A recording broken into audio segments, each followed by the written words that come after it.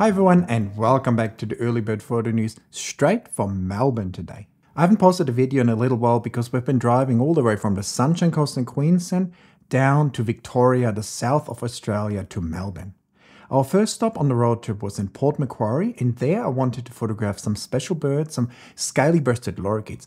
The main difficulty I had with it in the field was that the birds were kind of far away, but it was too difficult to use my big 600mm prime lens. So I mainly used the 100 to 500mm lens because the 200 to 800 hadn't arrived at that stage. And I used the R7 and the R5, and both cameras struggled to focus on these lorikeets. So it was quite frustrating at times. Especially the R7 would oftentimes somehow not find the lorikeet. The eye tracking would fail, but also the spot autofocus would basically go right through the lorikeet and not really recognizing it as an animal. So that made it quite difficult in the field, but with a little bit of manual interfering as well, I think I got some good photos and some nice handheld video. I also used the R5, but on the 100 to 500, the R5 without the extender was often a little bit too short, so often used it with the 1.4 extender. Wide open at f10, so the light's a little bit of a difficulty, but at the same time, that allowed me to get some nice photos, and overall the focusing, even though it was a bit of a struggle as well, was better, and oftentimes the eye tracking would at least find the lorikeet. After a brief stopover in Sydney where I had to visit a doctor, our next destination was Wangaratta, where we stayed for a few days. And you might know that one of my best mates, Dwight, lives in the area. And he also had a special package waiting for me, the 200 to 800. Of course, it became available while I was traveling and driving, so I had to wait a little bit longer to get my hands on it because I couldn't really receive it on the road. But on that day, Dwight gave it to me and we went straight to the field and started to take some images with it to be able to make a review for you guys very soon. So the first couple of days in Wangaratta, I spent photographing with Dwight and the 200 to 800mm lens, but there's also a good friend of mine who has beautiful little parrots breeding on his property. And I was afraid that I would be too late to actually get some photos or videos, but there was one nest left. And after a little while, the female would come in and start feeding their little babies. And the awesome thing about this time of the year is that the babies are already so big that they actually climb up right to the top of the nest. So you actually see them all. And the female doesn't go into the nest to feed them. She actually kind of feeds them right at the top of the nest. And so we were able to get some amazing photos and some fantastic videos. So that's so far definitely the highlight of my trip. As you know, I love parrots, so adding some new special photos and videos to my parrot collection was very exciting. I was very happy. And then it was time to drive down to Melbourne, where I'll be staying for a few weeks over the Christmas and New Year's period. In Victoria, down in the Melbourne area, there lives a very special bird that I was super keen to photograph, the pink robin. So I ventured out into the field, and it didn't take me too long to find a beautiful pink robin that was coming into my purchase. And so I was able to get some really nice footage, even with a wide angle lens. And of course, I also tested the 200 to 800mm lens in the deep dark rainforest. Speaking about the 200 to 800mm lens, it has been quite an interesting journey so far, and the lens definitely behaves different on different cameras. So for instance, on the R5, it's quite a different lens to on R7, for instance. I'll give you my final verdict in a video that I'll post in just a few days, but for now, it's definitely an intriguing and interesting lens that has me kind of scratching my head sometimes, but overall I've been quite impressed by it in the field so far. One of my favorite places to visit when I'm down in Melbourne is Phillip Island, and it's also a fantastic place for lens review because there's so many birds flying just everywhere. And the other day when I went there, I found this awesome crested tern colony that didn't seem to have been there in years previously. So I was able to spend a whole afternoon there testing out the lens and also getting some beautiful shots of the terns flying in and with their babies. I know you guys are super keen to hear all my thoughts on this lens. As I said, I will be posting the video very soon, but for now, stay tuned. I really want to make sure that I give you an accurate review of this lens because compared to some other lenses, I found it a little bit harder to judge, which doesn't mean it's bad or good. It just means that I needed to spend a little bit more time with it in the field to make sure that I give you the best and most accurate review possible. And when it comes to taking great images and especially getting the most out of your photos, I would highly recommend that you check out my PROSETS and MASTERCLASS. These will not only make you better at image editing, but also much more confident, which in return will also make you faster and give you the best results.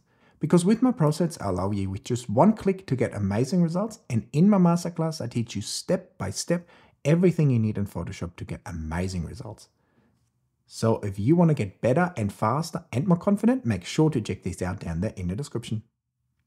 Over the years, I've used many different products in the field, but one of my favorite brands is definitely lens coat to use. I have the lens cover on my big lenses to protect them from scratches in the field. I'm also using the lens coat lens hide to hide myself away, for instance, when I'm photographing those turquoise parrots. And I'm also using the ground pod when I'm photographing shorebirds, for instance. But they don't only want to support me, they also want to support you. And we're currently doing a $150 gift card giveaway. So if you're heading over to the last episode of the Bird Photography Show, you find all the instructions how to win that awesome gift card and maybe buy yourself a fantastic lens coat present for Christmas. One of my favorite lens coat products is actually these awesome lens pouches and camera pouches because they nicely protect your gear in the field, or in my case when traveling, for instance, like this 70 to 200mm lens that I kind of had to just throw in the car. But in this lens pouch, it fits nicely in here. It's nice neoprene and it stays well protected. And if you're like me and you're a bit messy and you have a lot of loose parts, these lens pouches are also pretty good to just have random cords and hard drives in them. So all in all, with these great lens coat products, I stay more organized and my gear stays more protected. So make sure to check out the giveaway and win yourself a gift card. So let's move on to some camera news. If you're a Canon shooter, there's very likely a new firmware available for your camera because it seems like in the last couple of weeks, Canon released a new firmware for basically every single camera body. And I recently upgraded all my bodies that I have, my R5s, my R7, my R3, and so far I didn't have any issues in the field. So I think these firmware updates are relatively safe, and generally I think it's a good idea to update your cameras to the latest firmware because oftentimes there's some slight improvements in performance. In the past couple of years, there had been some issues here and there where new firmware wasn't really working properly, but this doesn't seem to be the case this time around. There haven't been very many exciting new camera news, but one interesting pattern I was reading about is that Canon might potentially be working on an upwards tilting electronic viewfinder. And I think that could come in very handy in the field, kind of like an angle finder, what we used in the past on DSLR cameras. And I think for many people who don't really like the flip out screens, this could be a fantastic way to work close to the ground. What do you guys think? A few months ago, rumors were heating up that there will be soon a Canon 200 to 500mm f4 lens, but since then it has gotten quite quiet, and my personal sources had never actually heard about that lens at all, but Canon rumors still seems very adamant that this lens will be coming, even though it's likely going to be delayed and only coming out sometime later next year. Personally, I think it's an interesting lens if it's actually coming out, even though the rumored price tag of almost $16,000 US is kind of putting me off a little bit, to be honest, because while I would love to have a lens like this, 500mm is still a little bit short for me. So spending that much money on a lens like this, I'm not quite sure, even though when it comes out, it might be amazing and I feel like obliged to get it. What do you guys think? Is that an interesting lens? Would that replace like an f4 500mm lens, for instance? Or is that price tag kind of killing it already? Let's jump over to Nikon because it seems like they're finally working on a more affordable yet very capable mirrorless camera, very likely a Z6 Mark III. Of course, like almost all camera these days, for some reason, it will also have 24 megapixels and will come with some great photo and video features. For instance, it's rumored to have similar autofocus to the Z8 and the Z9, which is definitely needed because the current Z6 Mark II and Z7 Mark II are definitely not really up to scratch anymore when it comes to the animal tracking and the people tracking in the field.